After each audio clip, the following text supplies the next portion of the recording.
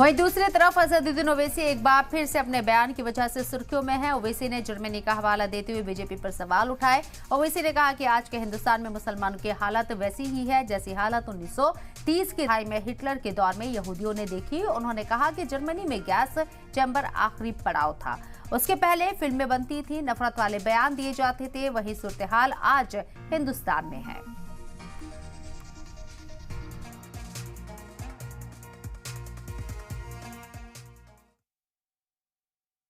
जो भारत में आज जो पोजीशन है मुसलमानों की, वो 1930 के हिटलर के ज़माने में जो यहूदियों से जो हरकतें होती थी वही स्टेज पे है।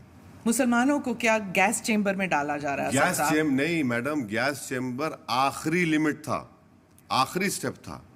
क्रिस्टल नाक मूवमेंट हुआ, पिक्चर्स बनना शुरू हुए, हेट स्पीचेस होते रहे। पूरा उसका तरीका है वो जो किया जा रहा है वो बिल्कुल हुआ है। ये तो एम्पिरिकल एविडेंस है कि सबसे ज़्यादा आउट ऑफ स्कूल चिल्ड्रन मुसलमानों के हैं, उसमें ओबीसी मुसलमान ज़्यादा हैं। आप ख़त्म ही कर दे रहे हो उसको, आप दे ही नहीं रहे हैं। मैं आपको मिसाल दे रहा हूँ बनारस की।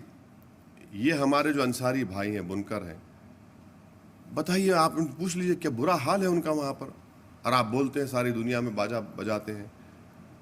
चाहे जितना भी मॉब लिंचिंग हो रही है, गोश्त के नाम पे मारा जा रहा है, बुलडोजर से घर तोड़े, पूरे पसमानदा है। बीजेपी ये समझ क्या रही कि आप ये हरकतें कर रहे हैं और समझ रहे हैं कि हम लोग दुनिया नहीं देख रही है। दुनिया देख रही है।